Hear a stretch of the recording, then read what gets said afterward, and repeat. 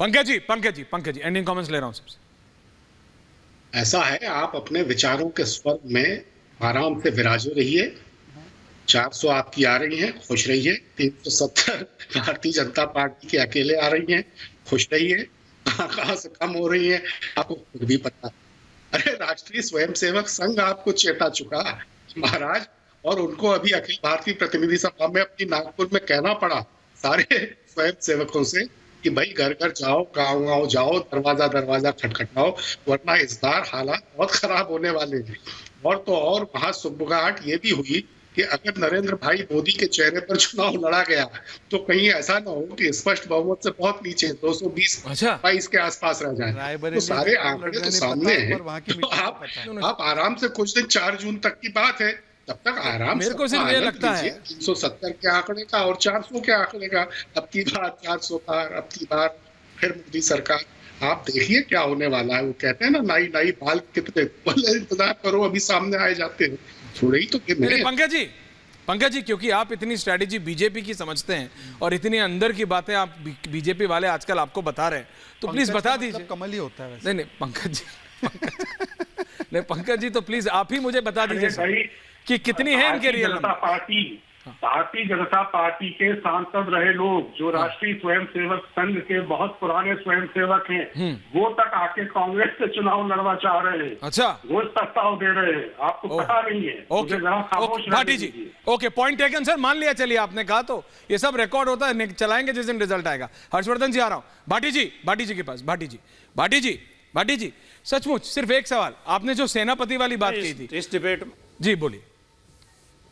Sorry बात पूरी कीजिए, बोलिए। इस डिबेट में एक जुगलबंदी बहुत बढ़िया शानदार देखने को मिली कि जब मैंने भारतीय जनता पार्टी प्रश्न उठाया कि उसके एमपी छोड़ रहे हैं, कैंडिडेट छोड़ रहे हैं, तो उसका जवाब ऐश्वर्य कपूर जी ने दिया।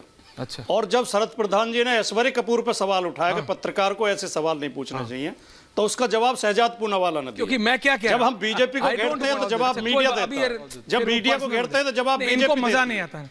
आपको मजा आता है डिरेल करने में। मैं बस चाहता हूं, देखिए शरद जी मेरे सीनियर है, अगर वो कुछ कह भी रहे हैं तो I take an healthy stride, लेकिन मैं आपसे कह रहा हूं बिल्कुल आप मुझे बताओ भाई यूपी में कितनी सीट आएंगी। मैं डिबेट भैया टाइम लिमिटेड है, समय बड़ा बलवान। केवल 20 सेकंड दो, फिर आप सवाल पूछिए। बोलिए। मैं तो 20 सेकंड कुल मांग रहा हूं। 40 ले लो चाचा, बोलो तो। हाँ, हर्षवर्धन जी ने कहा, हर्षवर्धन त्रिपाठी जी ने कहा कि कोई चुनाव ऐसा नहीं हुआ जो चेहरे पे जीता गया हो। अगर हर्षवर्धन जी आपने ईमानदारी से पत्रकारिता की होती तो आपको पता होता कि 1977 का चुनाव बिना चेहरे के, बिना प्रधानमंत्री घोषित किए हुआ था और उसने कांग्रेस को बुरी तरह हराया गया था। 1989 का चुनाव बिना प्रधानमंत्री घोषित किए हुआ था, उसमें कांग्रेस को बुरी तरह हराया गया था। 2004 का चुनाव बिना चेहरा घोषित हुए हुआ था और उसमें भारतीय जनता पार्टी को हराया गया था। आप ये कह रहे हैं कि बिना चेहरे, और 1991 में भी जब डॉक्टर मनमोहन सिंह बाद में प्रधानमंत्री चुने गए थे, लेकिन चेहरा कोई घोषित नहीं था कांग्रेस का, किसी को पता नहीं था कि कौन प्रधानमंत्री बनेगा। तो इस तरह के तर्क रखना, बल्कि कहूंगा कुतर्क रखना कि बिना प्रधानमंत्री घोषित किए कोई चुनाव नहीं जीते गए। वो भारतीय लोकतांत्रिक व्यवस्था में प्रधानमंत्री के लिए चुनाव नहीं होता है, सांसदों के लिए चुनाव होता है।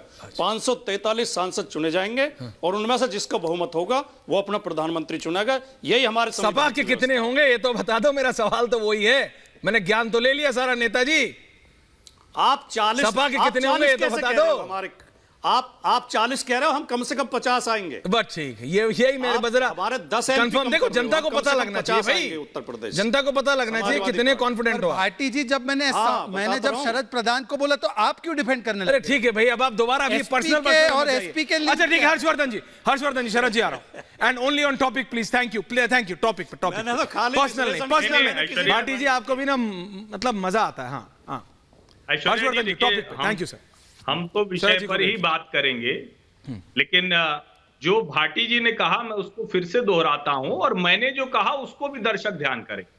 मैंने ये नहीं कहा कि प्रधानमंत्री पद का प्रत्याशी, ये शायद सुना नहीं भाटी जी ने, इसीलिए मैं कह रहा हूं जवाब देने की जल्दबाजी में। मैंने कहा इस देश में नेता और उसके जिस राजनीतिक दल पर होता है उसी पर वोट पड़ता है। कोई भी चुनाव जिसकी ये बात कर रहे हैं, इंदिरा गांधी के खिलाफ ही वो चुनाव हुआ था, जिसकी बात कर रहे हैं कि उसमें कोई तय नहीं था, सारे गठजोड़ के लोग थे। मैंने ये तो कहा ही नहीं कि विपक्ष अपना प्रधानमंत्री का प्रत्याशी घोषित ये करे। चुनाव भी मोदी लेकिन जी के ये तो खिलाफ है। सवाल ये खड़ा चुनाव होगा भी ना मोदी जी के कि खिलाफ है। राहुल गांधी अमेठी से चुनाव लड़ने में क्या हिचक है उनको, ये सवाल खड़ा होगा, ये कोई भी पत्रकार पूछेगा। और जब भाटी जी नेता पत्रकारिता सिखाने लगे ना, तब समझ में आता है कि नेता का संकट बड़ा हो गया है। मैं फिर से कह रहा हूं, जो करना है जिसको वो अपना काम करे तो अच्छे से कर ले, यही वजह है। राहुल गांधी भी बताते हैं तुम कौन जात हो, और कौन जात कह के पत्रकार को पिटवा देते हो, बेचारा पिछड़ी जाति का पत्रकार निकलता है। इस तरह का जो माहौल तैयार करने की कोशिश हो रही है, इस तरह की जो घृणा जहर फैलाने की कोशिश हो रही है, ये शर्मनाक हरकत है। दुर्भाग्य से उसमें जब बहुत, जिसको कहते हैं ना कि अपने आप को दिखाने की कोशिश कुछ करो, सामने कुछ और आ जाता है, तब समझ में आ जाता है कि असली क्या हकीकत। Sharad ji, on the topic please. Thank you. हाँ, मुझसे पूछ रहे हैं जी, आप ही से पूछ रहा हूं। जब एक तरफ आपके पास मोदी, अमित शाह, राजनाथ सिंह, नितिन गडकरी, ज्योतिरादित्य सिंधिया, अनुराग ठाकुर, स्मृति ईरानी, पीयूष गोयल, प्रहलाद जोशी, सर्बानंद सोनोवाल से लेके जितेंद्र सिंह और कितना पूरा लिस्ट, सारा मंत्री सब लड़ रहे हैं, वहीं दूसरी तरफ ना खड़गे जी लड़ेंगे, ना प्रियंका जी लड़ेंगी, ना यहां पे, और सिर्फ कांग्रेस नहीं है, केजरीवाल वो बोलेंगे मैं सीएम हूं, मैं क्यों लड़ूं, अखिलेश यादव मैं तो सीएम था, मैं क्यों लड़ूं।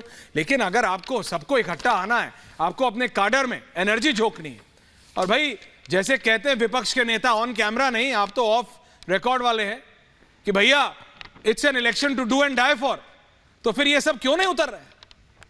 हराए मोदी को उतर के, अगर इतना दम है तो।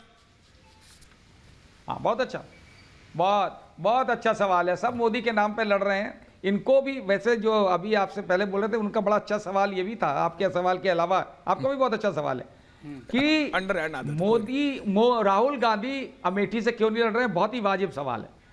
और मुझे तो लगता है कि ये जो दो पॉलिटिकल पार्टीज होती हैं, उनके नेताओं को उनके गढ़ से एक दूसरे के खिलाफ लड़ना चाहिए। राहुल गांधी को हिम्मत हो तो जाके बनारस से लड़ें, और मोदी में हिम्मत हो तो वायनाड से भी लड़े, दोनों जगह से लड़ लें, तब आएगा मजा, तब असली लोकतंत्र दिखेगा। कोई नहीं करता है हिम्मत। मोदी से कहिए वायनाड से भी लड़ लें, और राहुल से कहिए कि हम बनारस से लड़ लें, पता लग जाएगा, दूध का दूध पानी का पानी हो जाएगा। चलिए ठीक है, लेकिन साथ में बिल्कुल सही है कि अमेठी से भी लड़ना चाहिए। लेकिन सुनिए, जो आप सवाल पूछ रहे थे कि किस तरह से विपक्ष क्या करेगा, मुझे लगता है विपक्ष के हाथ में जो इस वक्त सबसे अच्छा जो काम उन्हें करना चाहिए वो है इलेक्टोरल बॉन्ड्स का स्कैम को एक्सपोज करना चाहिए, पब्लिक तक ले जाना चाहिए, जिसकी बात बहुत से चैनल्स में नहीं की जाती है फॉर ऑब्वियस रीजंस, क्योंकि मना है उनको करना। इलेक्टोरल बॉन्ड से बड़ा स्कैम, चोरी का स्कैम, जो एक तरफ मोदी पेश करते हैं कि सारा विपक्ष चोर है, सबके यहाँ रेड होती है ईडी की, बीजेपी वाले बेचारे दूध के दुल्हे, उनके यहाँ कोई रेड वेड नहीं होती। हाँ, चलो Shahzad ending on that, Shahzad ending on that. पहले बात बोलिए बात क्यों नहीं कर रहे? इलेक्टोरल बॉन्ड्स की बात क्यों अवॉइड कर रहे हो ऐश्वर्य? अरे कौन कर रहा है सर, आप उस डिबेट में आए नहीं। सबसे ज्यादा डिबेट तो मैंने की थी शहजाद पे। मैं मतलब उसी पे सवाल ले रहा हूँ। Shahzad is ending on it. जरा जी, Shahzad is ending on it. बोले ना, Shahzad is ending on it. Time नौकरी में है, शहजाद उनको बोलना चाहिए। शहजाद